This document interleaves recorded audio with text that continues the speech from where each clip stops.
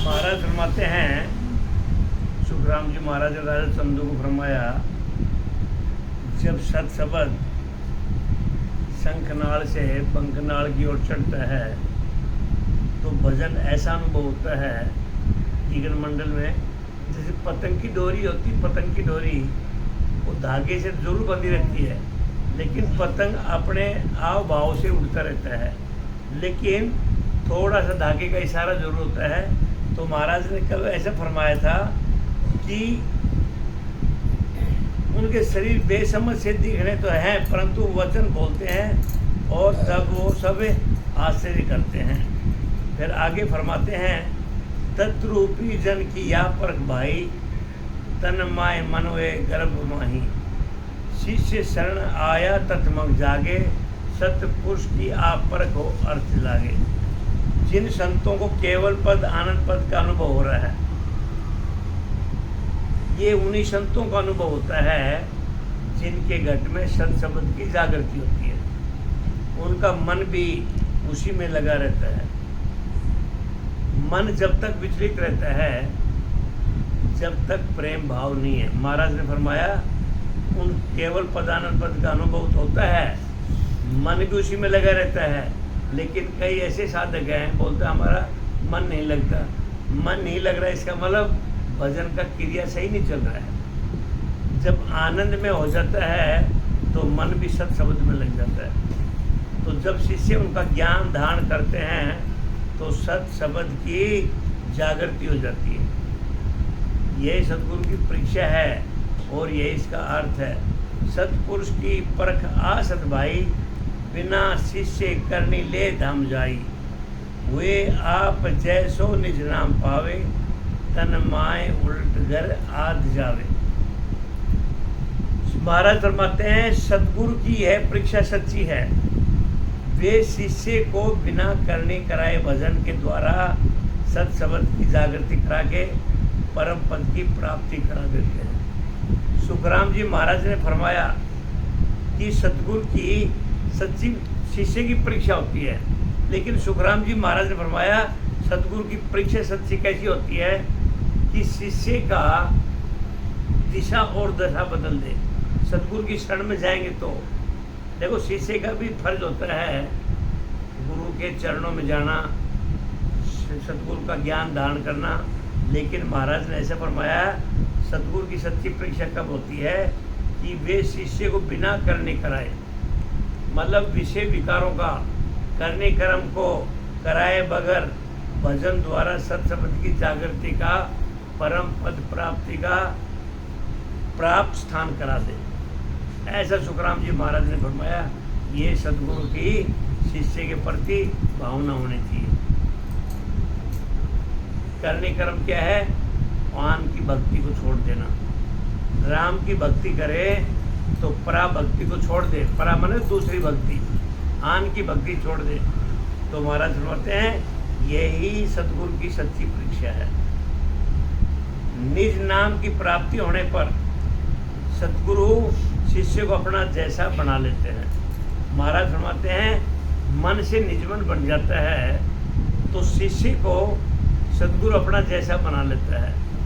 वो मन है वो निजमन बन जाता है, वो जीव ब्रह्म है वो ब्रह्म में मिल जाता है, वो माया से छुटकारा ले लेता है, माया से दूर हो करके वो केवल पद आनंद पद में लवलीन हो जाता है। महाराज ने ऐसा फरमाया, निज नाम की प्राप्ति होने पर सतगुरु शिष्य को अपना जैसा बना देता है। शिष्य सत शब्द के साथ शरीर में उलटकर केवल पद आनंद पद की प्राप्ति करता है। ऐसा महाराज फरमाते हैं ये सतगुरु की सच्ची परीक्षा है और यह शिष्य का कर्तव्य है कि वो अपने करनी कर्मों को छोड़ करके सिर्फ पराभक्ति को छोड़ करके वो सत शब्द केवल पद आनंद पद का अनुभव करें और नैनछर का आनंद लें। सत्य पुरुष की परख आभूप होई, सबे नाम न्यारा कह अर्थ जोई, पार ब्रह्म ब्रह्म तीजिस माया, सतपुरुष साइयों भेद बताया। हे राजा, सतपुरुषों की यही परीक्षा है। महाराज ने फरमाया राजा चंदू को, हे राजा, सत्पुरुषों की ये परीक्षा कैसी परीक्षा है कि शिष्य को करनी कर्म का भजन छुड़वा करके, करनी कर्म के रास्ते को छुड़वा करके सत शब्द के रूप में ला देना। शंखनाल से बंकनाल के रास्ते केवल पद आनंद पद का अनुभव करते हुए दिगन मंडल में भजन करवा देना। ये महाराज सुनाते हैं, ये सत्पुरुषों की परीक्षा है।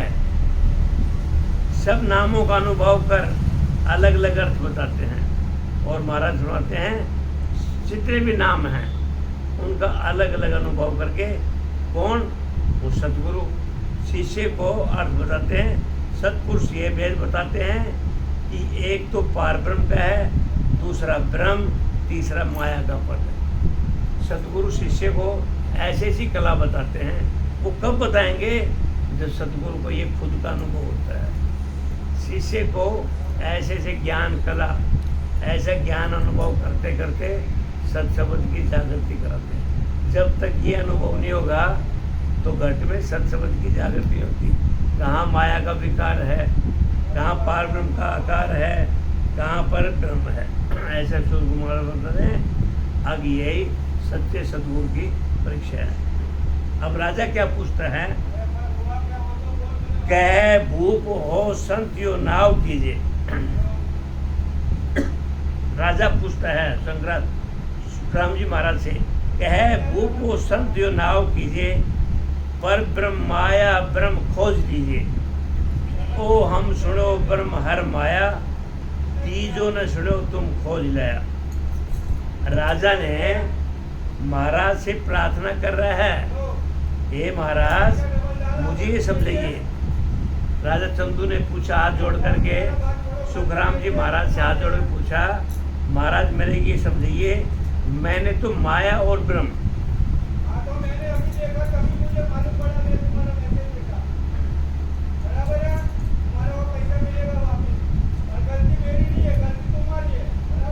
राजा चंदू ने कहा, हे महाराज मैं हाथ जोड़ के प्रार्थना करता हूँ, मैंने माया और ब्रह्म तो सुना है, लेकिन आप तीसरे पार ब्रह्म को बता रहे हो। हमने भी माया ब्रह्म सुना है, लेकिन आप तो पार ब्रह्म का भी उल्लेख कर रहे हो जिससे मैंने नहीं सुना। ब्रह्म माया पार ब्रह्म के पदों से अलग अलग ये समझिए। राजा चंदू ने कहा, हे महाराज माया और ब्रह्म तो मानव शरीर में है, लेकिन पार ब्रह्म का उल्लेख नहीं सुना। हे महाराज मैं आपसे हाथ जोड़ के प्रार्थना करता हूँ, मेरे को पार ब्रह्म का भी उल्लेख खोल करके समझाइए। अब सुखराम जी महाराज फरमाते हैं, ए भूप प्रसंग कहूँ एक तोई, पर ब्रह्मा माया यूं ब्रह्म हुई। पार ब्रह्म जल रूप ब्रह्म बीज हुआ, तर जैम माया विस्तार जुआ। महाराज फरमाते हैं कि हे राजा मैं इसका भेद समझाता हूँ। अरे ये क्या ड्रामा आ गया, पैसा डबल आ गया। महाराज फरमाते महाराज फरमाते हैं, हे राजा इसका भेद में समझाता हूँ। राजा चंदू ने पूछा, माया ब्रह्म तो सुना है, ये पार ब्रह्म कहाँ से आ गया? तो सुखराम जी महाराज फरमाते हैं, इसका भेद में समझाता हूँ। पार ब्रह्मा माया व ब्रह्म इस तरह है। किस तरह है कि पार ब्रह्म का भेद पद जल रूप है। जो पार ब्रह्म बताया उसका रूप जल जैसा है, ब्रह्म का पद बीज है और माया का पद वृक्ष की तरह है। महाराज फरमाते हैं पार ब्रह्म का पद है वो जल है, ब्रह्म का है बीज और माया है वृक्ष की तरह। उसका फैलाव अलग अलग है बीज मन में बन बीज माही, यो ब्रह्म माया पर ब्रह्म नाही। ब्रह्म ब्रह्म गाया ब्रह्म लग जावे, से हंसा उल्टर फेर जुड़ आवे। महाराज फरमाते हैं बीज वृक्ष में है और वृक्ष बीज में है, तो ऐसे ही ब्रह्म माया का पार ब्रह्म का पद अलग अलग है।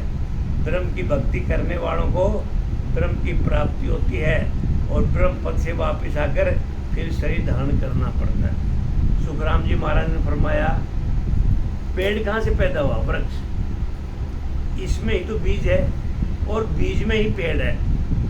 वृक्ष में बीज है, बीज में अभी पेड़ खड़ा है, ये कहाँ से पैदा हुआ? इसी का बीज से। ऐसे महाराज फरमाते हैं ये ब्रह्म और माया वो पार ब्रह्म का पद अलग अलग है। अलग कैसे हुआ? बीज अलग हो गया, पेड़ अलग हो गया, जल हो गया। जल किसको बताया? पार ब्रह्म रूपी जल। माया क्या है? पेड़ है। ब्रह्म क्या है? बीज है। तीन चीज अलग अलग बताई महाराज ने कि ब्रह्म, माया व पार ब्रह्म का पद अलग अलग है। ब्रह्म की भक्ति करने वालों को ब्रह्म की प्राप्ति होती है, क्योंकि बीज से ही बीज पैदा होता है। तो ब्रह्म पद से वापिस आकर फिर शरीर धारण करता है। ऐसा सुखराम जी महाराज ने फरमाया। क्यों? और कहीं से तो पैदा नहीं होता। जो पेड़ का बीज है वो उसी में समा जाता है, उसी से पेड़ होता है। पार ब्रह्म रूपी जल से सींचना पड़ता है। गोड डाला फूल पात हुआ, यूं देव अवतार संसार जुआ। जो बीज तर में यो ब्रह्म होई, पार ब्रह्म न्यारा जल रूपी होई। जैसे वृक्ष के डाल हैं, फूल हैं, पत्ते होते हैं, ऐसे अवतार व संसार अलग अलग है। अवतार लेते हैं, संसारी लोग हैं, साधु हैं, संत हैं। महाराज फरमाते हैं अवतारी लोग भी तो होते ना। तो ऐसे ही जैसे पेड़ पे फूल अलग होते हैं, पत्ते अलग होते हैं, फल अलग अलग होते हैं, है पेड़ ही। ऐसे ही महाराज फरमाते हैं ये मानव शरीर से अवतारी पुरुष भी होते हैं, संसारी लोग भी होते हैं, गृहस्थी भी होते हैं, देवता भी होते हैं, अवतारी भी होते हैं। जैसे बीज वृक्ष में है, ऐसे ही ब्रह्म सर्वत्र सब जगह व्यापक है। जैसे एक कई बार फरमाया महाराज ने कि वो ब्रह्म एक होते हुए भी अनेक है। वो हजार नहीं, लाखों नहीं, करोड़ों की तादाद में सब जीव माया में वो ब्रह्म है। वो एक होते हुए भी अनेक है और अनेक होते हुए भी वो एक है। तो महाराज फरमाते हैं जैसे बीज वृक्ष में है, ऐसे ही ब्रह्म सर्वत्र सब जगह व्यापक है। जैसे लड़का कल कह रहा था, बताता इसमें भी राम है, इसमें भी राम है, इसमें भी राम है। तो राम तो सब जगह है। तो महाराज फरमाते हैं वो ब्रह्म सर्वत्र सब जगह व्यापक है। पार ब्रह्म का पद अलग वो जल की तरह है। सुन नाम का भेद है, भूप न्यारा, पर ब्रह्म आद है, कहूँ भेद सारा। जिन पर संग सु जो पुरुष हुआ, सुन सुरत बंधी यूं भेद जुआ। हे राजा, निज नाम यानी सत शब्द। महाराज फरमाते हैं मन को निज नाम बनाओ। ये मन को निज मन क्या होता है? सत शब्द, वो राम की भक्ति में विलय कर देना। निज नाम का मतलब ही होता है सत शब्द। महाराज फरमाते हैं राजा, निज नाम यानी सत शब्द का भेद अलग है। पार ब्रह्म पद अनादि से है। मन और निजमन कब बनेंगे? जब घट में सत शब्द की जागृति होती है। संतों ने ऐसे फरमाया, इस दुनिया में सबसे ज़्यादा दूरी ये मानव के अंदर मन और निजमन की है। यदि भाव न हो तो हजारों वर्ष भक्ति कर लो, मन को निजमन नहीं बनता। यदि प्रेम भाव है तो मन को निजमन, जैसे मन और निजमन की दूरी इतनी है, चाहे तो बहुत जल्दी कम हो सकती है, नहीं तो हजारों वर्ष कर लो, मन को निजमन नहीं बना सकता जब तक सदगुरु महाराज की कृपा नहीं होती। तो महाराज सुनाते हैं राजा निज नाम यानी सत शब्द का भेद अलग है। पार ब्रह्म पद अनादि है, उसका सब भेद मैं कहता हूँ। जिस आधार पर सत शब्द है उन सब का अलग भेद वो मैं तुमसे कहता हूँ। सुखराम जी महाराज ने राजा चंदू को खोल खोल करके बताया माया क्या है, ब्रह्म क्या है, पार ब्रह्म क्या है, बीज क्या है, पेड़ क्या है, फल पौधे क्या हैं, खोल खोल के बताया। लेकिन महाराज फरमाते हैं ये जब समझ में आए, जब घट में सत शब्द की हे राजा चंदू अनुभव करोगे, केवल पद आनंद पद का अनुभव करेंगे तब इन चीज़ों का अनुभव होगा। पार ब्रह्म से सुन सत शब्द राई, जिंग शब्द निक्षोता शब्द माही। जिंग शब्द सु अनहद हुआ, अनहद से सुन पूरे नाद हुआ। पार ब्रह्म का आधार सत शब्द है। महाराज फरमाते हैं जो पार ब्रह्म है उसका आधार सत शब्द है, वो सतमाया का पद है। पार ब्रह्म परमात्मा ही तो है, वो तो सत शब्द है, वो सच्चा है, वो राम का नाम है, सत शब्द है, नेचर है, कुदरत कला है। राज भक्ति योग भक्ति भी यही है, वो सत माया का पद है। जो पार ब्रह्म का पद ब्रह्म व माया का आधार है। ये मानव देह शरीर में माया और ब्रह्म दोनों हैं। इसका आधार भी पार ब्रह्म है। पार ब्रह्म मतलब परमात्मा सत शब्द। माँ के गर्भ से आया वो जीव था, लेकिन जैसे ही वो जीव का आधार हो जाता है, इस संसार रूपी धरातल पे आता है, तो माया में लिपायमान हो जाता है। पहले वो ब्रह्म था, ब्रह्म से माँ के गर्भ में आया, वो जीव बन गया। जीव से जब माँ के गर्भ से बाहर आया तो माया में लिपायमान हो गया। हर आदमी का शरीर महाराज फरमाते हैं लिपायमान है कि ब्रह्म भी है, इसमें परमात्मा भी बैठा है और माया भी है। लेकिन माया और ब्रह्म का निर्णय कौन करेगा? वो हंस जैसे दूध और पानी को अलग करता है, ऐसे सतगुरु करेगा। सतगुरु के बगैर ये मानव देह शरीर का उथल पुथल रहेगा, जैसे दूध पानी की तरह है। दूध और पानी जब मिलमा रहता है तो मामला बनेगा नहीं। सत शब्द की घट में जागृति नहीं होगी। दूध को जलाओ, पनीर बनाना, खोआ बनाना, दूध का कई बार दृष्टांत दिया महाराज ने। तो दूध को फाड़ोगे तो पानी अलग हो जाता है, खाली दूध का पनीर बनता है। दूध का खोआ बनाओ, पानी जल जाएगा, दूध का खोआ बनता है, दूध का घी बनता है। ऐसे ही महाराज फरमाते हैं माया अलग हो जाएगी। माया रूपी तो एक पानी है, लेकिन वो ब्रह्म है, उसमें सत शब्द की घट में जागृत हो जाएगी और वो जाकर के ब्रह्म में जाएगा। मानव शरीर में माया भी है, ब्रह्म भी है। तो महाराज फरमाते हैं जो पार ब्रह्म का पद ब्रह्म है, माया का आधार है, जिसमें सिंह शब्द होता है। शरीर में त्रिकुटी यानी 2 पाँव के कमल से 1000 पाँव के कमल तक जो बिना किए ध्वनि हो रही है उसको अनहद कहते हैं। त्रिकुटी से नीचे बिरकुटी तक श्वासा चल रही है, वो अनहद से अलग है। ऐसे श्वासा गया, नाद कहा गया है। महाराज ने कितना दृष्टांत दिया, ये सब जितने भी हैं मस्तिष्क में है। 2 पाँव का कमल और 1000 पाँव का कमल और त्रिकुटी से बिरकुटी तक सांसा चल रही है, वो अनहद है। ये अनहद क्या है? और 1000 पाँव से 2 कमल तक जो आनंद होता है वो त्रिकुटी अलग है। समझिए, उन नाद सुन साकार आया, साकार ने सुन रंकर जाया। रंकार से सुन दिल पुरुष हुआ, दिल पुरुष से सुन चेतन हुआ। कितनी गहरी बात है ये। समझना बहुत टेढ़ा काम है, और ये वो ही समझ सकता है जिनके सब शब्द बहुत आनंद चल रहा है। अखंड भजन चले, रात दिन भजन करे, तब ये अनुभव होता है।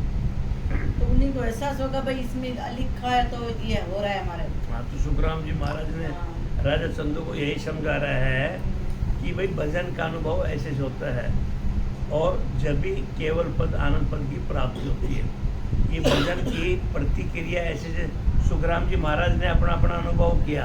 क्यों? उन्होंने पूछा ये भजन कैसे कैसे अनुभव होता है, कैसे कैसे शंकरनाथ से बंकनाथ करते हैं। वो ऊपर फिर थोड़ी दोबारा शरीर में त्रिकुटी यानी 2 पाँव के कमल से 1000 पाँव के कमल तक जो बिना किए ध्वनि हो रही है उसको, हाँ, उसको अनहद कहते हैं। अभी भी 10वां वाक्य अपना आप ध्वनि होगी ना, लेकिन ये भी अनहद में ही बहुत है। आगे है। वो बोलते हैं अनंत बांझा बांझा हाँ, लेकिन वो भी अनहद में ही है। अनंत तो त्रिकुटी और पाक कमल के बीच में तो बिना के आप ही जो सिमरण नहीं करेंगे ना अपना आप ऑटोमेटिक होगा ना, ऑटोमेटिक होगा ही हो के तो करना पड़ेगा। बिना किए ना, बिना किए किए दवनी होगा ना, हो वही रही है। अनहद है। ये होता है 2 पाँव के वो तो कमल अनुभव से खाली 1000 पाँव के अनुभव कमल तक। होगा, अनुभव होगा बस।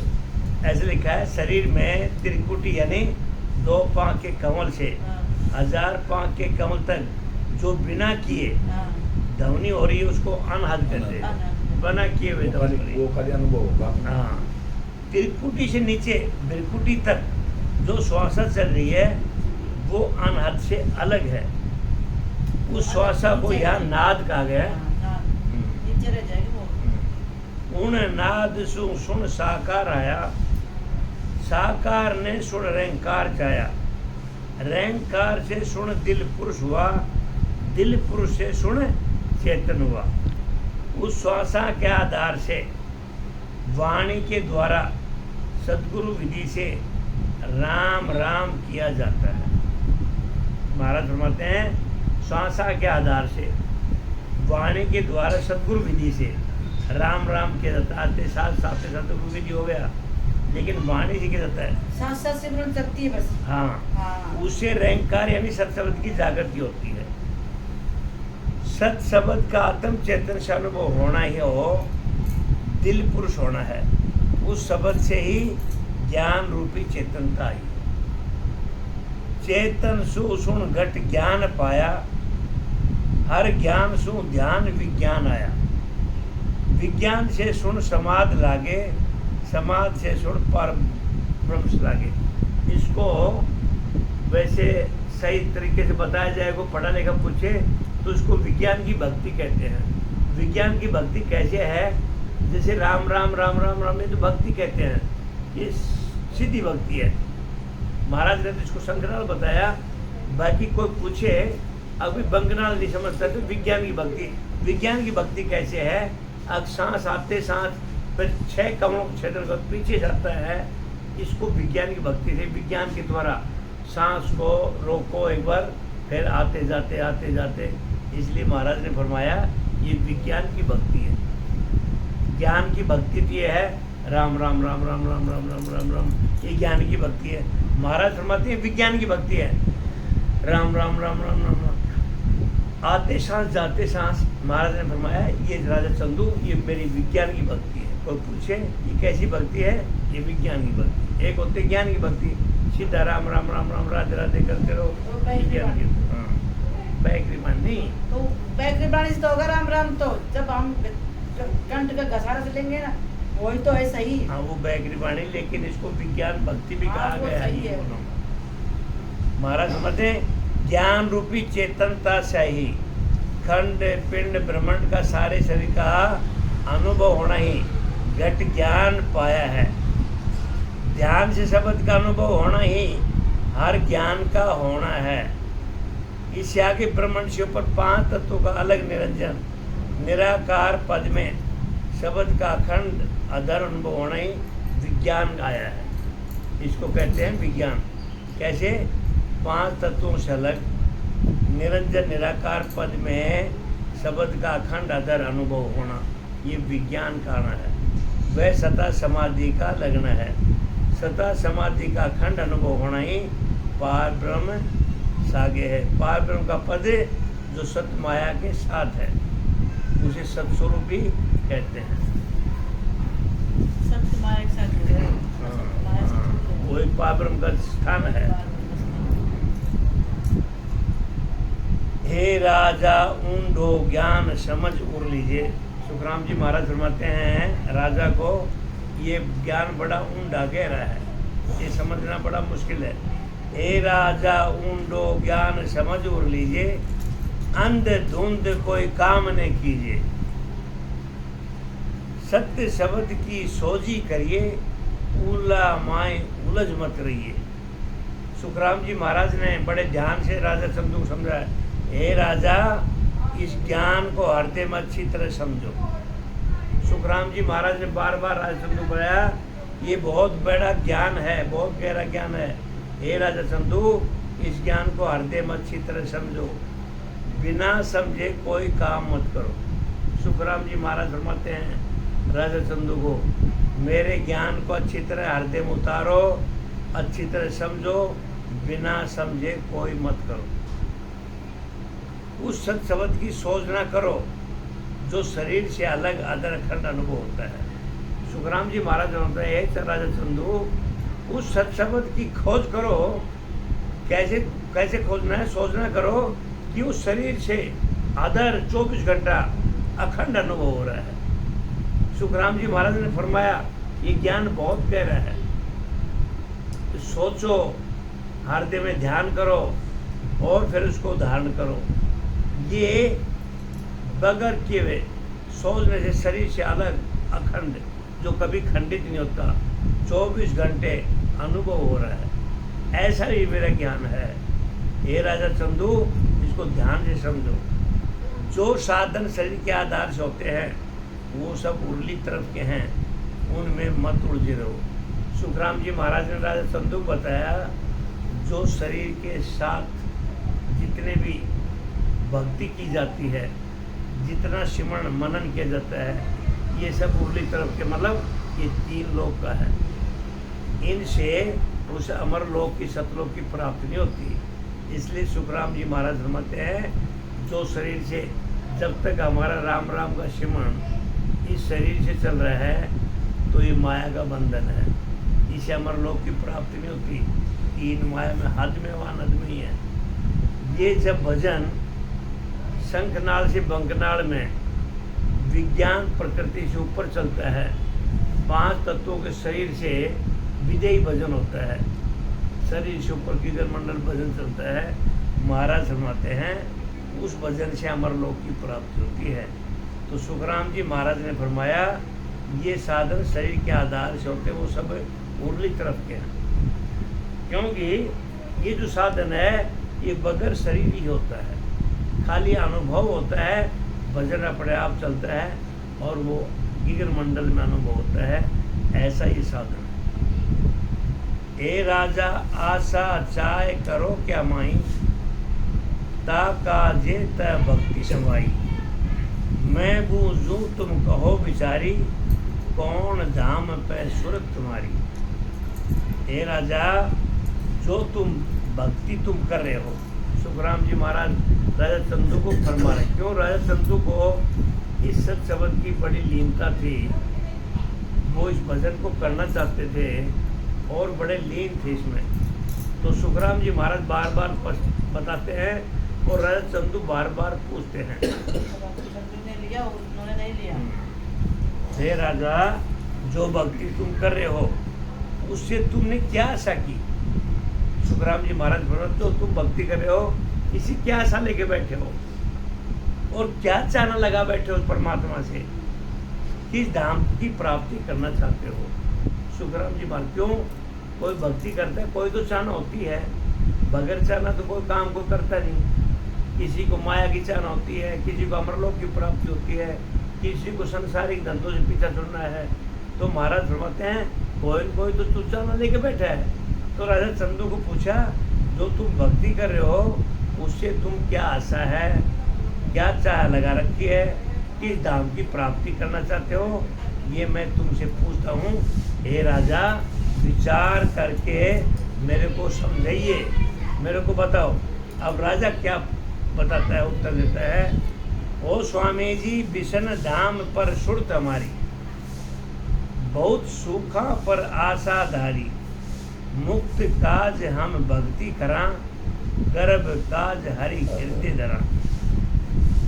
राजा चंदू ने जवाब दिया, क्योंकि राजा सुखराम जी महाराज राजा से पूछा, ये भक्ति कर रहे हो किस लिए कर रहे हो, किस धाम में जाने हो, आपने क्या इच्छा की?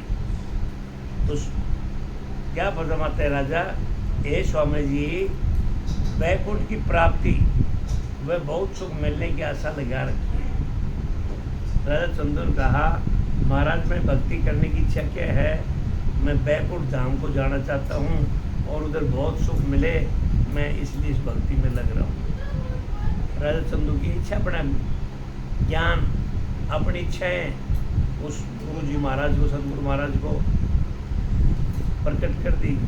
क्योंकि सुखराम जी महाराज ने पूछा, भाई भक्ति करने का तेरा उद्देश्य क्या है, तुम किस लोक में जाना चाहते हो, क्या संसारिक चाहते हो, भक्ति चाहते हो? तो महाराज ने फरमाया, राजा चंदू ने, बैकुंठ की प्राप्ति चाहता हूँ महाराज, और उधर बहुत सुख मिले, ऐसा मैंने आशा लगा रखी है, इसलिए मैं दिन रात भक्ति करता हूँ। बैकुंठ की प्राप्ति व गर्भ में वापस नहीं आने की इच्छा से विष्णु भगवान की भक्ति करता हूँ। राजा चंदू ने सुखराम जी महाराज फरमाया, मैं इस संसार में जन्म मरण में नहीं आना चाहता, मैं माँ के गर्भ में नहीं जाता कि मेरे को मल मूत्र ना खाना पड़े, और मैं विष्णु भगवान की भक्ति इसलिए करता हूँ कि मेरे को इस संसारिक भवसागर में जन्म दोबारा ना लेना पड़े। ऐसा राजा चंदू ने सुखराम जी महाराज को जवाब दिया। अब सुखराम जी महाराज क्या कहते हैं, हे राजा सुख की लार दुख सुन होई, गर्भ मुक्त लग मिटे न कोई, विष्णु धाम लग काल गिरासे, काम क्रोध दोनों न गवासे। राजा ने, हे राजा, सुखराम जी महाराज फरमाते हैं, हे राजा, सुख के साथ दुख लगा हुआ है, तुम सुख की इच्छा करते हो तो इस सुख के साथ तो दुख भी है। बैकुंठ की प्राप्ति तक गर्भ में आना जाना नहीं मिटता, क्योंकि राजा चंदू ने फरमाया, मैं विष्णु बैकुंठ धाम की भक्ति कर रहा हूँ, उधर आनंद ही आनंद मिले, सुख ही सुख मिले, मेरे को जन्म मरना नहीं होना लेना पड़े, बार बार मलमूत्र नहीं खाना पड़े। तो सुखराम जी महाराज ने जवाब दिया, हे राजा, जो तुम कर रहे हो ये तो सुख दुख दोनों साथ ही हैं। वैकुंठ की प्राप्ति तक तो वैकुंठ की प्राप्ति की आशा लेके बैठे हो, उधर तो गर्भ में आना जाना ही पड़ेगा, क्योंकि राजा चंदू को इतना ही ज्ञान था। अब वैकुंठ में जाने से तेरे को सुख और सुख मिलेगा और तेरे को जन्म मरण में नहीं आना पड़ेगा। लेकिन सुखराम जी महाराज ने फरमाया, बैकुंठ की मांगे पर तो हे राजा, थोड़ी देर तो भाई इसमें ये हे राजा चंदू, ऐसा नहीं है, बैकुंठ धाम तक तो सुख और दुख दोनों साथ हैं, उधर से जन्म मरना नहीं मिटेगा। विष्णु धाम बैकुंठ तक काल की पहुंच है। हे राजा, तू बैकुंठ की पहुंच की आशा लगा के बैठा है और उधर सुख ही सुख होंगे, तो सुखराम जी महाराज ने फरमाया, उधर तक तो काल की पहुंच है, यमराज की पहुंच है, वहाँ कामना क्रोध भी है।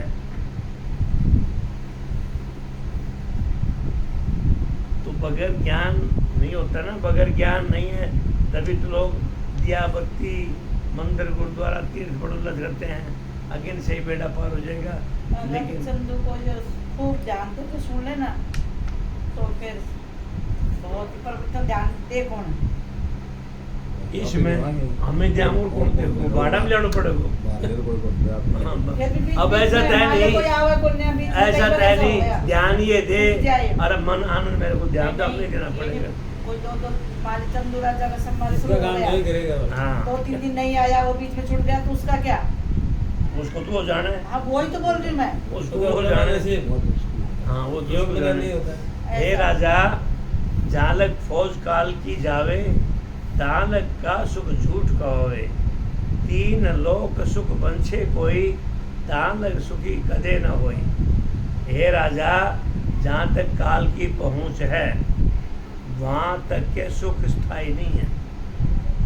सुखराम जी महाराज ने राजा चंदू को अच्छा तरह समझाया कि जहाँ तक काल यमराज की पहुँच है वहाँ तक सुख स्थायी नहीं है, उधर जन्म मरना सुख दुख साथ ही चलेंगे, क्योंकि जहाँ यमराज की मार नहीं लगेगी उधर ही आनंद है, उधर सुख सुख। और यमराज की मार कहाँ नहीं लगती, वो सतलोक में, अमरलोक में, ब्रह्मलोक में, उधर आनंद ही आनंद है, न उधर जन्म है न मरण है, न लाभ है न हानि न सुख दुख, उधर आनंद ही आनंद है।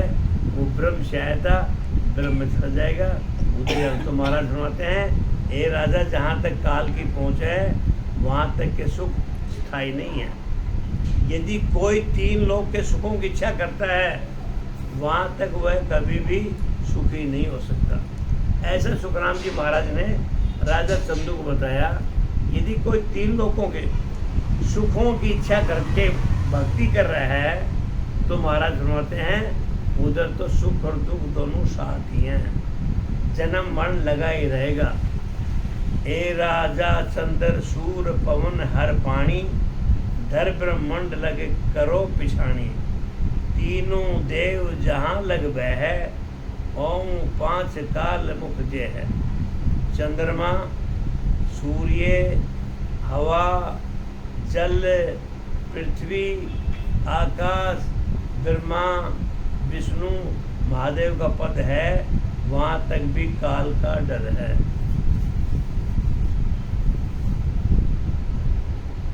जब तक 5 प्राण शरीर में श्वासा के साथ हैं, जन्म मरण से छुटकारा नहीं हो सकता। ऐसा सुखराम जी महाराज फरमाया, चंद्रमा, सूर्य, हवा, जल, आकाश, विष्णु, महादेव, ब्रह्मा जब इसके पद में है तो उधर भी वो काल का डर है। ये यमराज की मार में है। जब तक 5 प्राण शरीर श्वासा से साथ है, ये श्वासा ये भगत विदेही भजन होगा। 5 तत्वों के शरीर से आगे ऊपर चलेगा तब उसकी मार नहीं होगी, जन्म मरण से छुटकारा नहीं होता। ए राजा सुरगुण नाम धाम सब सारा, ए हद का सुन है बोहारा, जे साहेब को लखे न कोई, जा में यही सूड़ सुन होई। हे राजा सुरगुण के सब नाम धाम है।